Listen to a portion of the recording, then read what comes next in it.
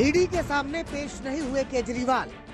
दिल्ली के अंदर रोज खड़े होकर धमकी दे रहे हैं, केजरीवाल को गिरफ्तार करेंगे, केजरीवाल को गिरफ्तार करेंगे। शराब घोटाले पर बाकी हैं ईडी के सवाल। जांच से भागना एक तरह से ये एक्सेप्ट करना होता है कि हाँ मैंने गलती की है। केजरीवाल का गिरफ्तारी पर विक्टिम कार्ड। केजरीवाल के शरीर को तो गिरफ्तार कर लोगे, केजरीवाल की सोच को कैसे गिरफ्तार करोगे? पीएम मोदी का इशारों में केजरीवाल पर प्रहार। ये मोदी की गारंटी है, लूटने वाला एक भी बचने वाला नहीं है। जारी है ईडी के समन पर सियासी संग्राम।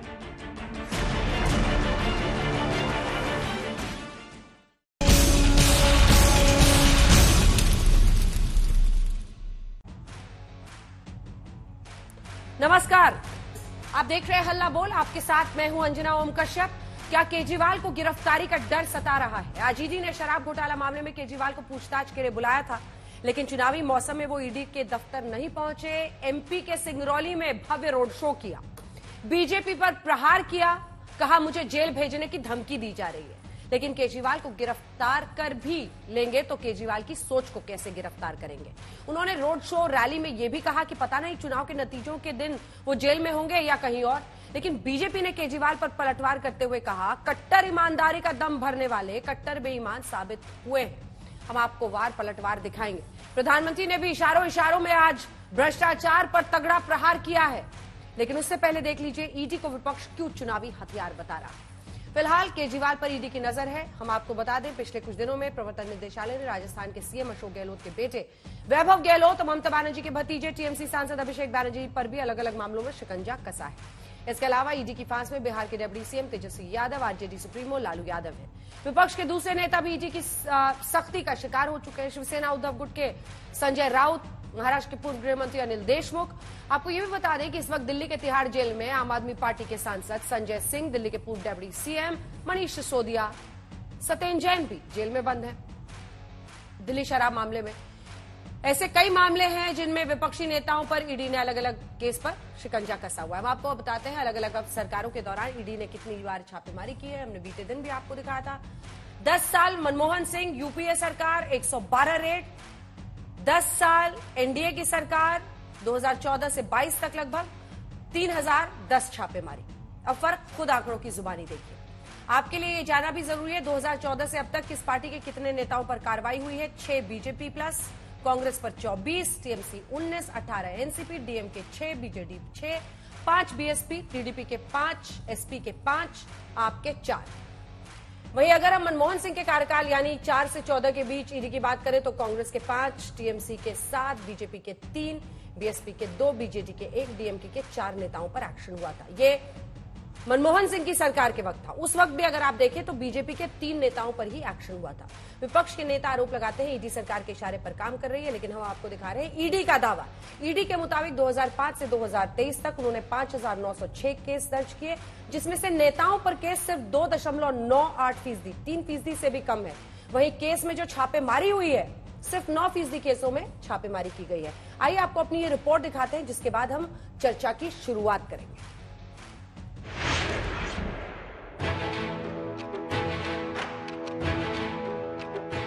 दिल्ली के मुख्यमंत्री अरविंद केजरीवाल आज समन के बावजूद ईडी दफ्तर तो नहीं पहुंचे, लेकिन मध्य प्रदेश पहुंच गए, जहां उन्होंने चुनावी रैली में मोदी सरकार को घेर दिया।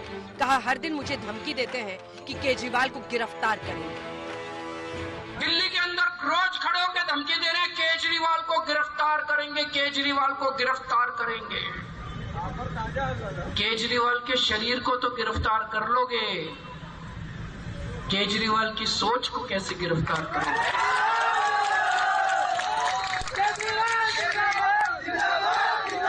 इस एक केजरीवाल को तो गिरफ्तार कर लोगे, हजारों लाखों करोड़ों केजरीवालों को कैसे गिरफ्तार करोगे जो पूरे देश में फैल गए?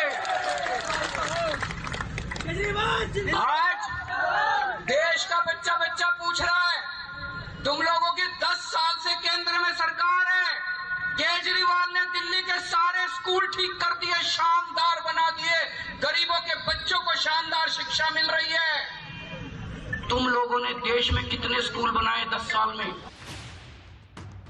इससे पहले अरविंद केजरीवाल ने ईडी के समन पर ईडी पर ही आरोप जड़ दिए। मेल में लिखा, पहले से मध्य प्रदेश में मेरा राजनीतिक कार्यक्रम तय है। 4 राज्यों में चुनाव प्रचार करने से मुझे रोकने के लिए ईडी ने ये नोटिस भेजा है। ईडी को ये नोटिस तुरंत वापस लेना चाहिए। इधर बीजेपी लगातार मनीष सिसोदिया की जमानत याचिका रद्द होने के बाद से केजरीवाल पर हमलावर है। आज सियासी तोप लेकर बीजेपी नेता संबित पात्रा सामने आए, कहा डर गए केजरीवाल। अरविंद केजरीवाल भाग गए। अरविंद केजरीवाल ईडी के समन से भाग रहे हैं। अरविंद केजरीवाल सच्चाई से सामना करने से भाग रहे हैं। He does not want to face the truth. जांच से भागना एक तरह से ये एक्सेप्ट करना होता है कि हां मैंने गलती की है। कमेटी के सामने, ईडी के सामने, एजेंसी के सामने पेश नहीं होना, ये एक तरह से कहीं ना कहीं डर को दिखाता है, स्वीकृति को दिखाता है कि हां मैंने गलती की है। कह रहे भाग रहे। अरविंद केजरीवाल जी ने सीबीआई के सारे सवालों का सुबह से शाम तक जवाब दिया था, लेकिन आपके षड्यंत्रों का भी जब ये समझ में आ रहा है कि ये एजेंसी का मसला नहीं है, ये भारतीय जनता पार्टी का षड्यंत्र है कि अरविंद केजरीवाल को आगामी विधानसभा चुनाव में कहीं जाने न दिया जाए, तो आप षड्यंत्र करोगे और सारे लोग उसको कानून मान करके फॉलो करते रहे। आपसे कोई सवाल नहीं करेगा। इससे पहले भी जब अरविंद केजरीवाल को ईडी का समन आया तो बीजेपी ने पोस्टर लगा दिए, 338 करोड़ का हिसाब दो, केजरीवाल को गिरफ्तार करो। आम आदमी पार्टी केजरीवाल को ईडी नोटिस पर बीजेपी वर्सेस इंडिया गठबंधन के सुर भी छेड़ रही है। बीते दिन आप सांसद राघव चड्ढा ने कहा, इंडिया गठबंधन की टॉप लीडरशिप को खत्म करने की ये साजिश है। आरोप लगाया कि सीएम अरविंद केजरीवाल के बाद बाकी लोगों का नंबर आएगा। बीजेपी की रणनीति है कि विपक्षी नेताओं को जेल में डाल। यह पार्टी का मेन मुखिया है, मेन अध्यक्ष है। अगर उसे ही पकड़ के जेल में डाल दोगे तो रेस में तो अकेले भाजपा दौड़ेगी और अकेले ही जीत जाएगी। इंडिया गठबंधन अगर एकजुट होकर लड़ता है तो 7 की 7 सीटें बीजेपी हार रही है। अरविंद केजरीवाल जी को जेल में डालो, 7 सीटें दिल्ली की अपनी जेब में डालो, ये भाजपा का लक्ष्य है। जिसका मुखिया ही ऐसा हो जो ईमानदारी के सर्टिफिकेट बांटता हो, तो पता है कि आशीर्वाद किसका था, किसके कहने पे भ्रष्टाचार हो रहा था और पूरा षड्यंत्र कहां से रचा जा रहा था। आज प्रधानमंत्री नरेंद्र मोदी ने भी चुनावी रैली में अरविंद केजरीवाल का नाम तो नहीं लिया, लेकिन भ्रष्टाचार के मामले में लगभग इशारों में अरविंद केजरीवाल पर तगड़ा प्रहार कर दिया। ये मोदी की गारंटी है, लूटने वाला एक भी बचने वाला नहीं है। भ्रष्टाचार से लड़ने का एक काम आपने मुझे दिया है। आपने मुझे इसी काम के लिए बिठाया है, मौज मजा करने के लिए नहीं बिठाया है। और इसलिए आप मुझे बताइए, काम मुझे करना चाहिए कि नहीं करना चाहिए? दिल्ली शराब घोटाले पर छिड़ी जंग प्रवर्तन निदेशालय से होते हुए एमपी तो पहुंच ही गई है। आम आदमी पार्टी से चुनावी हथियार बना बीजेपी की साजिश बता रही है और बीजेपी सवाल दाग रही है कि जांच से क्यों डर गए कट्टर ईमानदारी का दम भरने वाले। आज तक ब्यूरो।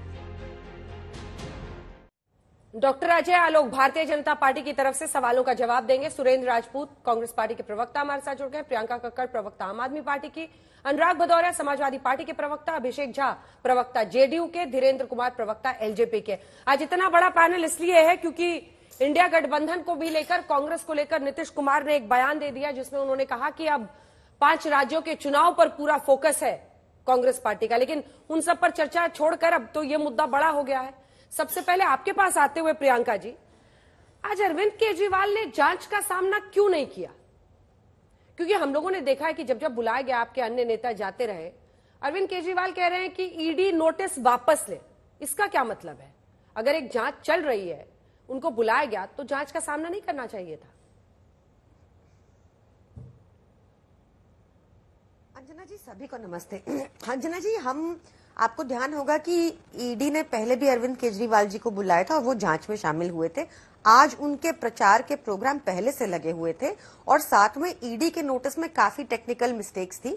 ना उसमें क्लियर था कि उनको सस्पेक्ट के रूप में बुलाया जा रहा है या विटनेस के रूप में, ना क्लियर था दिल्ली के सीएम के रूप में बुलाया जा रहा है या राष्ट्रीय संयोजक आम आदमी पार्टी के रूप में। साथ ही अगर मैं अभी बयान सुन रही थी मनोज तिवारी का जो आपने प्ले किया, अगर उनका मानना है कि इससे ये स्पष्ट होता है कि उनका इन्वॉल्वमेंट है, तो प्रधानमंत्री मोदी भी तो 2002 के राइट्स में जो एसआईटी बनी थी गुजरात में उसमें नहीं बैठे, तो उससे क्या माना जाए। तो हमने सिर्फ यही, आपको लगता है क्या ईडी दोबारा नहीं बुलाएगी? बिल्कुल बुलाएगी, सम्मन्स हम पालन करेंगे ठीक होगा तो ये इनकी एक सोची समझी साजिश है खाली कि किसी भी तरीके से विपक्षी नेताओं का कोई भी प्रोग्राम हो, प्रचार हो, जो मुखर तौर से प्रधानमंत्री मोदी से सवाल करते हैं वो ना कर पाए, और उसी की एक सोची समझी साजिश है जो भाजपा ने ये नोटिस भेजा है। ईडी ने नोटिस नहीं भेजा, भाजपा नोटिस भेजती है इस राज्य में, तो दोबारा भेज देगी, इसमें क्या है। ठीक है, दोबारा नोटिस भेज देगी ईडी और वाकई 3 बार तक वो भेज सकती है, इनकार वो कर सकते हैं। ऐसे में आप लोग ये क्यों कह रहे हैं कि वो डर गए हैं? अजय आलोक जी। नहीं, 3 बार तक भेज सकते हैं, 3 बार वो इनकार कर सकते हैं, चौथी बार क्या होता है? चौथी बार सीधा अरेस्ट ही हो जाता है। मैं हंस इसलिए रहा हूं क्योंकि अभी इन्होंने कहा कि प्रधानमंत्री मोदी जी को भी एसआईटी में मोदी जी नहीं बैठे थे। थोड़ा सा जानकारी सही करके बैठना चाहिए, खासकर जब मोदी जी के बारे में बोल रही हूं। 3 दिन एसआईटी चली थी, 9 घंटे तक इंक्वायरी किया था, तीसरे दिन तो 13 घंटे की इंक्वायरी हुई थी। अब मोदी जी बैठ के उन्होंने सारे सवालों का जवाब दिया, क्योंकि सवाल जवाब देने की जिम्मेदारी है। अगर आप पद पे है तो भाग नहीं सकते, वो अलग बात है। अंजना जी, हमने बहुत गुरु देखे, लेकिन यहाँ गुरु घंटाल है। दिक्कत ये है, ये भागने का सिर्फ एक कारण है, थोड़ी अपनी पार्टी को व्यवस्थित कर रहे हैं, थोड़ी पार्टी को थोड़ा बिहार स्टाइल में जा रहा है। 1997 में जब लालू जी जेल जाने वाले थे तो 10 दिन तक वहां पे काफी उफरा तफरी मची थी, पार्टी में एक माहौल बना दिया गया था कि राबड़ी देवी ही मुख्यमंत्री बनेंगी। अब वही यहाँ पे माहौल सेट करने की कोशिश हो रही है अरविंद केजरीवाल जी की, कि अगर अरेस्ट हो गए तो यहाँ पे मुख्यमंत्री की जगह कम से कम घर में सुनिश्चित रहे। आप कितने दिन तक भागिएगा भाई? अब देखिए, मैं एक बात बताता हूं, ये लोग बड़े कट्टर ईमानदार कहते थे, तो मैं एक बात बता दूं, कोई ईमानदार या बेईमान नहीं होता है, सब समझदार या मूर्ख होते हैं। ये कट्टर ईमानदार कहना इनकी समझदारी, इन्होंने सोची थी कि हमारी समझदारी है, लेकिन मूर्खता कर गए ये शराब घोटाले में नाम आके, क्योंकि ये बात भूल जाते हैं कि विभाग रखने से कुछ नहीं होता है, कि एक भी विभाग नहीं रखिएगा तो जिम्मेदारी आपकी नहीं आएगी। एक मुख्यमंत्री सारे विभाग को परोक्ष रूप से जिम्मेदार और डायरेक्ट रूप से जिम्मेदार संविधान के तहत मुख्यमंत्री ही होता है। और जब सुप्रीम कोर्ट ने कहा है कि आम आदमी पार्टी को भी इसमें पार्टी बनाइए, तो ये आम आदमी पार्टी के संयोजक भी माननीय केजरीवाल जी ही हैं, तो जिम्मेदारी इनकी बनेगी। और अपनी जिम्मेदारी से कब तक भागेंगे? अब वो एक कहावत है ना, बकरे की मां कब तक खैर मनाएगी। भागिए, एक जगह एक बार भागे, दोबारा फिर भेजेगा समन। अनुराग भदौरिया जी, आपके कर्म है जो आपका पीछा नहीं छोड़ना है, कट्टर ईमानदार जी। अनुराग भदौरिया जी, केजरीवाल साहब भाग रहे हैं या बीजेपी का हथियार बनकर ईडी काम कर रही है? क्या उनको आज पेश नहीं होना चाहिए था? देखिए, मुझे एक बात बहुत अच्छी तरह से याद है, आपको भी याद होगा, चक्की पीसिंग, फिर मंत्री बनिंग। कमाल की भारतीय जनता पार्टी है, जिनको चक्की पिसवा रही थी वो मंत्री बन गए।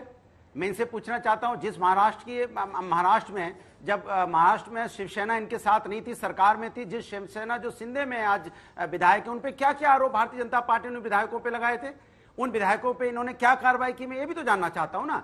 लेकिन चुनाव आते आते ईडी इतनी सक्रिय हो गई, और कहां सक्रिय है? जहां पे विपक्ष की सरकार है। राजस्थान में सक्रिय है, मध्य प्रदेश में नहीं है, मध्य प्रदेश के घोटालों में सक्रिय नहीं है। कहां सक्रिय है? छत्तीसगढ़ में सक्रिय है, झारखंड में सक्रिय है। तो भाई, आपको अगर लगता था घोटाला हुआ था तो आप इतने दिनों तक क्या कर रहे थे? आपने क्यों नहीं इसके पहले कार्रवाई की? किसने आपको रोका था? भाई, चुनाव आते ही 5-6 महीने बचे, इंडिया गठबंधन बना, उसके बाद तुरंत आपकी कार्रवाई भी शुरू हो गई। तो ये मैं जानना चाहता हूं, भाई ऐसी कौन सी कार्रवाई? देखिए, जो अन्याय करेगा, घोटाला करेगा, भ्रष्टाचार करेगा, उसके ऊपर कार्रवाई होनी चाहिए, कोई इसके लिए मना नहीं करता। लेकिन टाइमिंग देखिए आप, चुनाव आते ही और आपकी टाइमिंग शुरू हो गई। अभी वहां पे चुनाव शुरू होने वाले 1 महीना भी नहीं बचा, लोकसभा के चुनाव में 6 महीने भी नहीं बचे, लेकिन आपकी ईडी और आपकी जो ये एजेंसियां हैं एक्टिव हो गई। ऐसा कौन सा मंत्र है जो चुनाव आते ही सारे कुछ एक्टिव हो गए? पहले हो जाना चाहिए था ना। लोकतंत्र में तो ये जो संस्थाएं हैं ये तो बहुत मजबूत होनी चाहिए। बट लोकतंत्र में क्या सत्ता पक्ष के लिए नहीं होगी संस्थाएं मजबूत, विपक्ष के लिए होंगी? तो ये तो ठीक बात नहीं है। कहीं ना कहीं इसमें सरकार को, मैं तो देश के प्रधानमंत्री जी को कहूंगा कि आप इसमें इंटरफेयर कीजिए। आप बताइए कि भाई आप सत्ता पक्ष के जो लोग हैं उन पे कार्रवाई क्यों नहीं हो रही है और विपक्ष की यहाँ ईडी क्यों जा रही है। ये तो चूंकि हम लोग तो प्रधानमंत्री जी से ही बोल सकते हैं, क्योंकि देश के प्रधानमंत्री हैं, उनसे ही आग्रह कर सकते हैं कि भाई क्यों ऐसा सत्ता पक्ष के यहाँ ईडी क्यों नहीं। छोटा सा जवाब सारे मुझे विपक्षों सुरेंद्र की राजपूत ईडी जी के क्यों, पास जाना है। चक्की पिसिंग वाले कहाँ चले गए। छोटा सा जवाब हमारे अजय जी, छोटा सा जवाब सुरेंद्र राजपूत जी के पास जाना है। ऐसा बड़ी दिक्कत है इन लोग के साथ, ऐसा प्रधानमंत्री जी को सुनते नहीं है। आज रैली में क्या बोला, अभी सुनाया प्रधानमंत्री जी का भाषण ना, कि मुझे यहां क्यों बैठाया है, मुझे बैठाया है ताकि चोरों को मैं जेल के अंदर भेज सकूं, वही काम हो रहा है। दर्द क्यों हो रहा है? अखिलेश जी पे भी तो जांच चल रही है, दर्द क्यों हो रहा है भाई? जैसे कर्म किए वैसे निकलेगा फल। फिर आप व्यक्तिगत दर्द मत कीजिए, अभी तो शुरुआत है, बहुत लोग होंगे। 19 के चुनाव में ही बोला था ना कि जेल के दरवाजे पे ले आया हूं, 5 साल और दीजिए, जेल भेज दूंगा। तो जब जेल जाना है तो तैयारी करिए आराम से, कमोड मोड लगवा दीजिए अच्छा से 2 लाख का जेल में, थोड़ा दिक्कत सुविधा बढ़ जाएगी। 10 सेकेंड 10 सेकेंड क्या, आपने तो इतनी चोरी की है समाजवादी पार्टी में। नहीं अंजना जी देखा आपने, हाँ अंजना जी आपने देखा, चूंकि ये इससे ध्यान भटकाना चाहते हैं। प्याज है ना, अब प्याज का दाम नहीं बता पाएंगे, आम जनता का है ये। कभी टमाटर का दाम बढ़ जाता है, कभी प्याज का दाम बढ़ जाता है, जनता इनसे आवाज ना पूछ पाए, इसलिए सब ये मुद्दे उठा के उसमें घेरना चाहते हैं। अरे प्याज रोटी किसान खा के अपना गरीब आदमी रोज यही जोकरी करते रहिए, बात ना हो जाए कि 70 आपकी गंभीरता दिखती है। यही जोकरी नहीं है, अगर आपको गरीब आदमी की मुद्दा जोकरी नजर आती है, गरीब आदमी का मुद्दा उठाना जोकरी है, महंगाई का मुद्दा उठाना जोकरी है, नहीं बेरोजगारी का मुद्दा उठाना जोकरी है। पेड़ पे चढ़ जाइए, उसका वीडियो बना दीजिए। लगता है तो जनता देख रही होगी। देखिए भारतीय जनता पार्टी के प्रवक्ता, प्याज का मुद्दा मैंने उठाया, उसको जोकरी बोलते हैं। ये भारतीय जनता पार्टी का असली चेहरा देखिए आप, यही जोकरी में उम्र बीत जाएगी, जोकरी बोलते हैं। ये जनता का मुद्दा उठाना जोकरी है, तो इससे ज्यादा शर्म की बात नहीं हो सकती। और पूरा हिंदुस्तान देख रहा है कि प्याज का मुद्दा मैंने उठाया, टमाटर का मुद्दा उठाता हूं, आटा का मुद्दा उठाता हूं, एक परिवार तक सीमित रहना जनता है। जी बताइए सुरेंद्र राजपूत जी, इससे पहले तो कांग्रेस पार्टी श्रेय ले रही थी कि शराब घोटाले में अरविंद केजरीवाल तक अगर फांस पहुंची है तो एलजी को लिखी हुई कांग्रेस पार्टी की चिट्ठी की वजह से पहुंची है। अब ऐसे में क्या ईडी अच्छी कार्रवाई कर रही है या फिर पिंजरे में बंद तोता से अब वो बीजेपी का हथियार बन गई है? बीजेपी मौजूदा सरकार और पिंजरे का तोता आपकी सरकार में थी, सुप्रीम कोर्ट ने कहा था। अंजना जी, आप तो विद्वान प्रस्तोता हैं, दुनिया भर का आपके पास एक्सपीरियंस है। ये देखिए आपके सामने परिस्थिति है। मैं आपको बता दूं आज क्या हुआ कि यहाँ पर ना राजस्थान में ईडी का एक अधिकारी 15 लाख रुपए की घूस लेते हुए रंगे हाथ पकड़ा गया। अब वो घूस भाजपा के लिए ले रहा था, किसके लिए ले रहा था मुझे नहीं मालूम है, लेकिन वो रंगे हाथ पकड़ा गया। 15 लाख रुपए की घूस लेता हुआ नवल किशोर मीणा उसका नाम। दूसरा, आज एक बड़ा वो डेवलपमेंट हुआ कि ये देखिए ईडी कैसे पैसा वसूली गएंगे। ईडी है या पैसा वसूली गएंगे? एनडीए की एक्सटेंडेड अथॉरिटी है भाई। एनडीए में भारतीय जनता पार्टी में ईडी, सीबीआई और आईटी और लग गई है।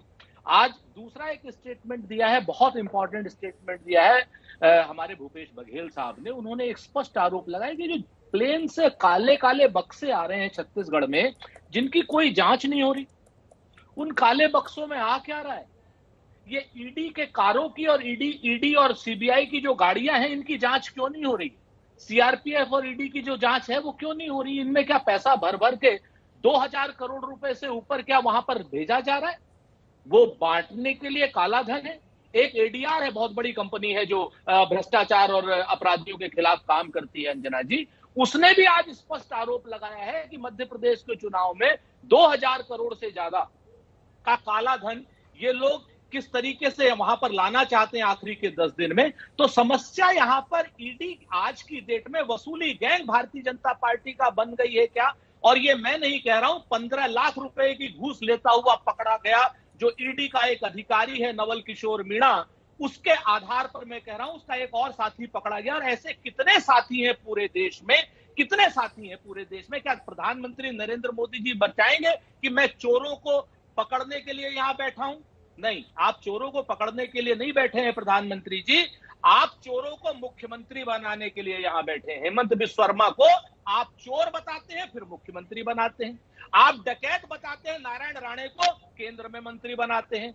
आप 70,000 करोड़ का अजीत पवार को आरोपी बनाते हैं, उसको खजाना मंत्री महाराष्ट्र का बनाते हैं, उप मुख्यमंत्री बनाते हैं।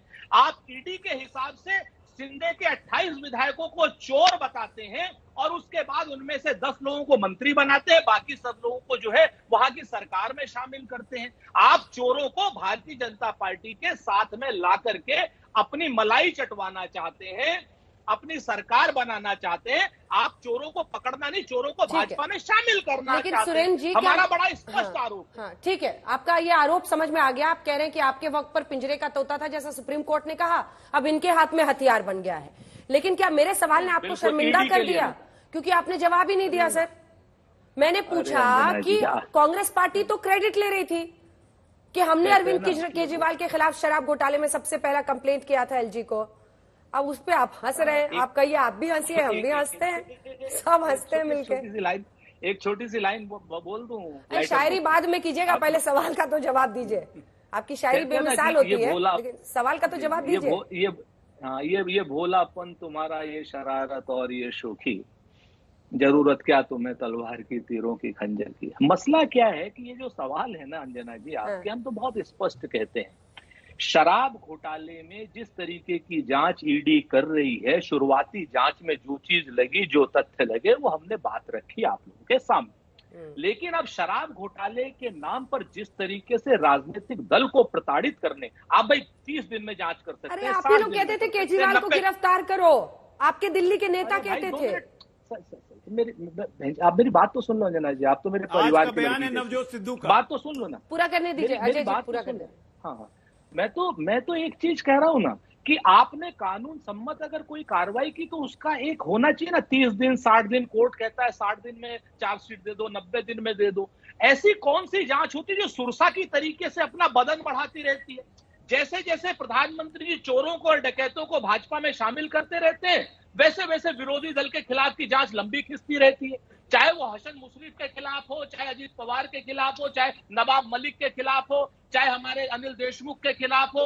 हमारा जहां पर विपक्ष के नेता होते हैं उनकी जांच तो आप लंबी करते रहते हो।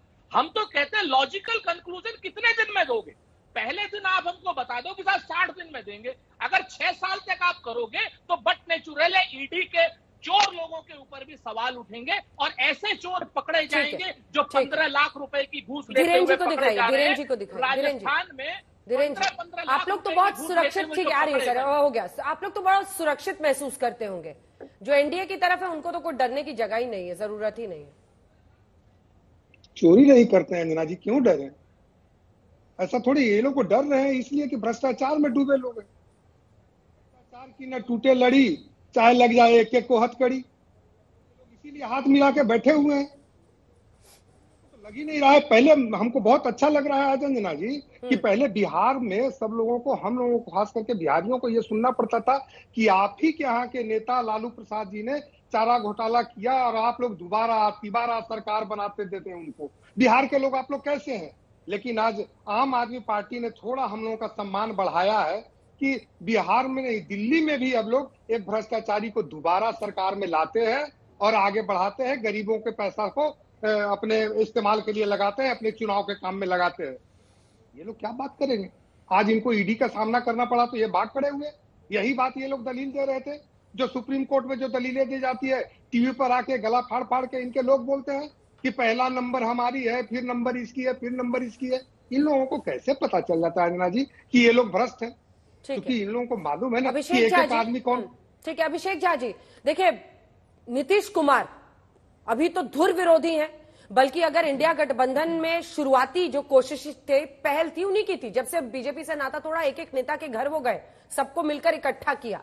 ये अलग बात है कि आज वो कांग्रेस पर बरस रहे हैं कि उनके लिए प्राथमिकता नहीं है वो 5 राज्यों के चुनाव में। लेकिन नीतीश कुमार के खिलाफ तो ऐसा कोई मामला नहीं दिख रहा है, ना कोई केस हो पा रहा है।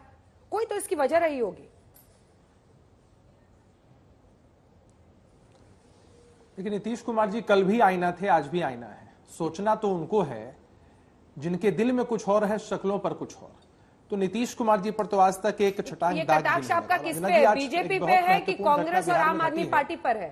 ये कटाक्ष किस पे है कि चेहरा कुछ और है, मुखौटा कुछ और?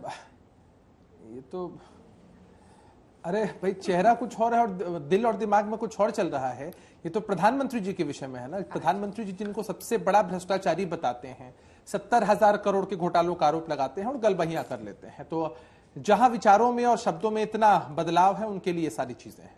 आप बिहार से आती हैं अंजना जी, ऐतिहासिक दिन था बिहार के लिए। आजादी के बाद पहली बार एक साथ 1,30,000 लोगों को, शिक्षकों को आज नियुक्ति पत्र बांटा गया है।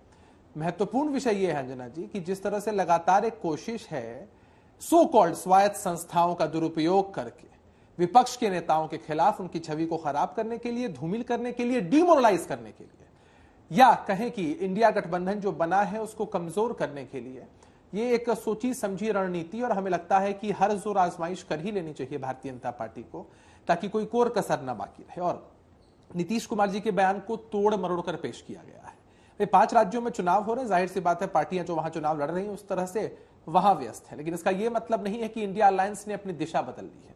नीतीश कुमार जी ने साफ तौर पर कहा है कि जब 5 राज्यों के चुनाव संपन्न हो जाएंगे फिर से एक बार बैठक होगी। और कांग्रेस पार्टी के विषय में कहा जा रहा है कि नीतीश कुमार जी ही हैं जिन्होंने कहा था कि देश के स्तर पर विपक्षी पार्टियों का गठबंधन जब भी बनता है, कांग्रेस पार्टी को दरकिनार करके इस दिशा में नहीं बढ़ सकते हैं। हम महागठबंधन का स्वरूप जब बिहार में तैयार किया था तब भी कांग्रेस पार्टी का समन्वय उसमें रहा था।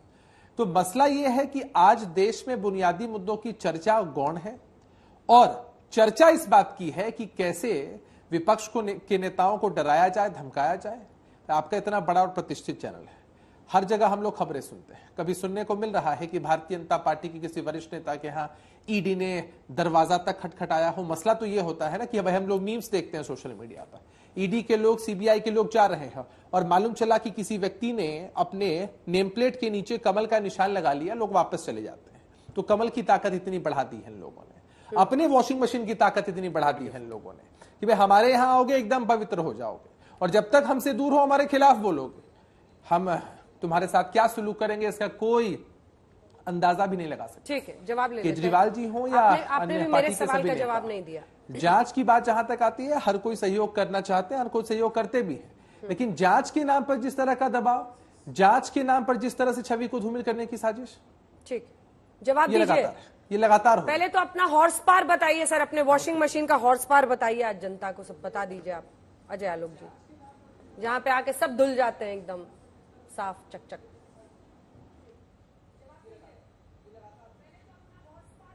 अजय जी, आप ही से पूछ रही हूं मैं। देखिए अंजना जी, बीजेपी वॉशिंग मशीन का हॉर्स पावर। देखिए अंजना जी, ऐसा है कि नीतीश कुमार कंफ्यूज हो गए, गजनी हो गए, उनको कुछ समझ में नहीं आ रहा है करना क्या है। कल उन्होंने आरजेडी के लोगों को कहा कि क्रेडिट मत लीजिए, हम क्रेडिट नहीं लेते हैं, ये राज्य सरकार का क्रेडिट है। आज उन्होंने सीपीएम के मंच से कांग्रेस को कह दिया कि भाई कांग्रेस अभी 5 राज्यों में व्यस्त है, अभी वो ध्यान नहीं दे रही है क्योंकि उनको कोई पूछ नहीं रहा है ना। और भ्रष्टाचार, जीरो टॉलरेंस टू करप्शन वाली पार्टी और उसके प्रवक्ता एक शब्द करप्शन पे नहीं बोल रहे हैं, कह रहे हैं कि एजेंसियों का दुरुपयोग किया जा रहा है। भाई साहब, यूपीए के राज्य में भी भारतीय जनता पार्टी के सिर्फ 3 नेताओं पे कार्रवाई हुई थी, कांग्रेस के ज्यादा नेता जेल गए थे क्योंकि करप्शन डीएनए में है, बिना करप्शन के जिंदा रह नहीं सकते। मैं तो वही कहता हूं भैया, क्या पेट है, कितना खाओगे, पेट है कि नाद है, भरता ही नहीं है। अब आप ये देखिए कि ये लोग बेल लेते हैं, बेल पे जाते हैं, सुप्रीम कोर्ट में जाते हैं कि हमारा केस क्वैश कर दीजिए। सुप्रीम कोर्ट कहता है कि नहीं, केस में मेरिट है, केस चलेगा। और तब सुरेंद्र राजपूत कहते हैं कितना लंबा ले जाओगे, 6 साल ले जाओगे, तो कोर्ट को कहिए 6 साल ले जा रहा है। सुप्रीम कोर्ट ने आप सोनिया गांधी और राहुल गांधी का केस को क्वैश करने से मना कर दिया था। कहा था प्राइमा फेशिया इसमें एविडेंस है नेशनल हेराल्ड की संपत्ति अपने नाम पे करने की।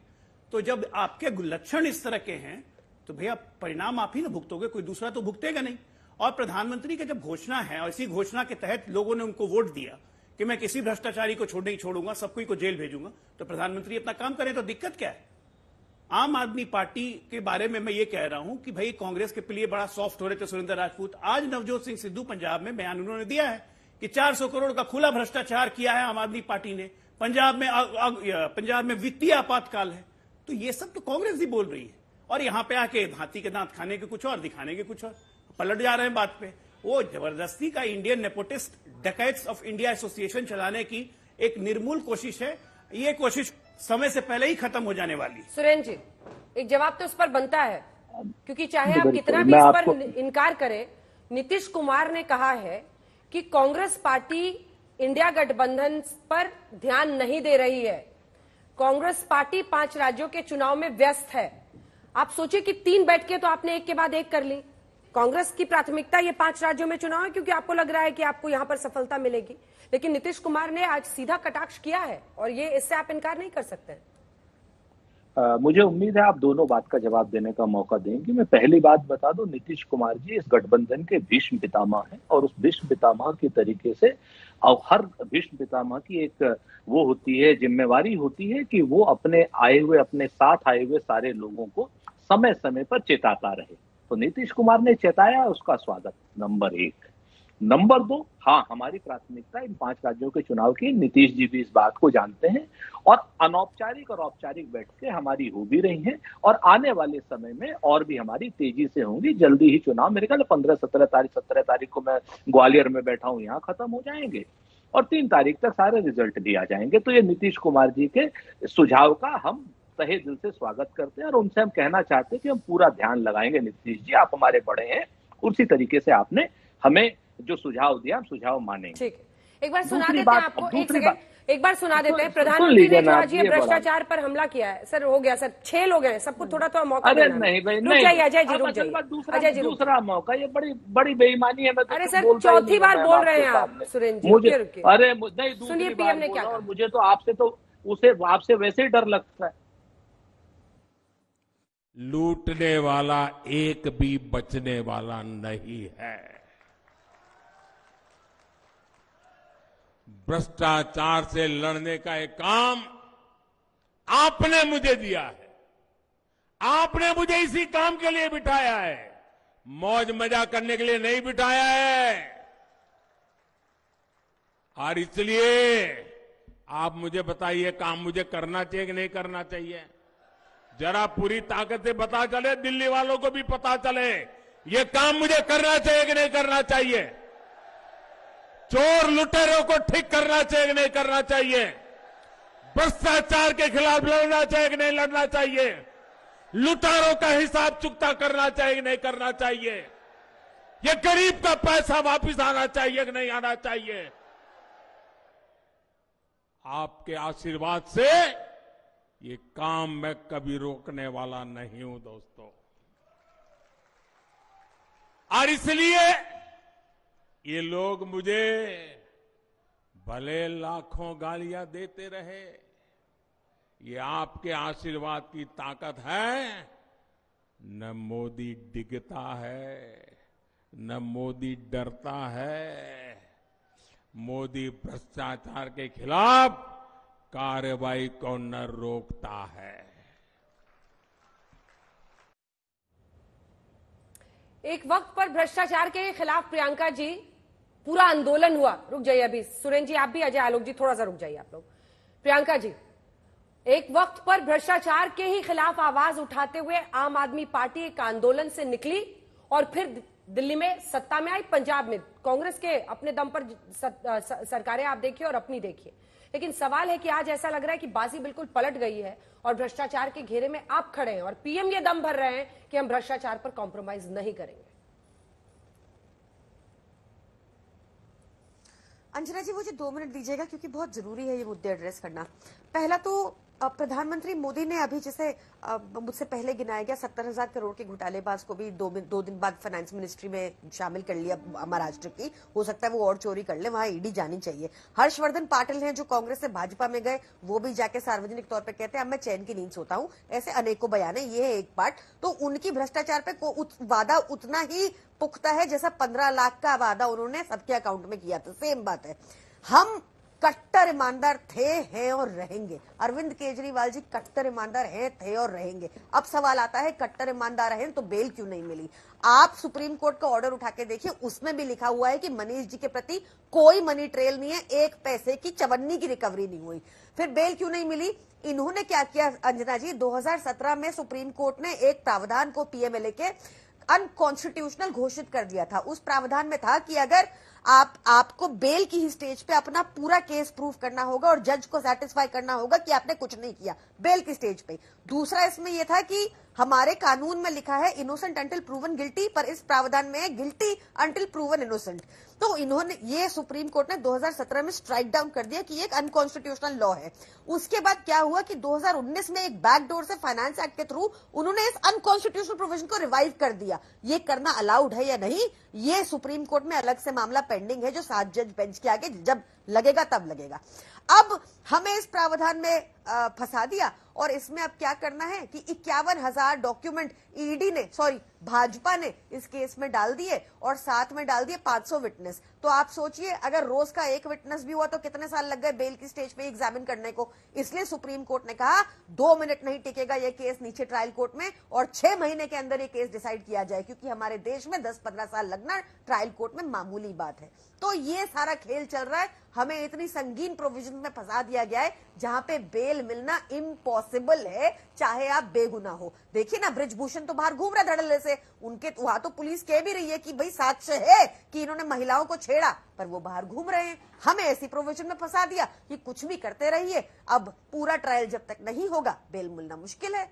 जवाब दीजिए जल्दी से अजय आलोक जी।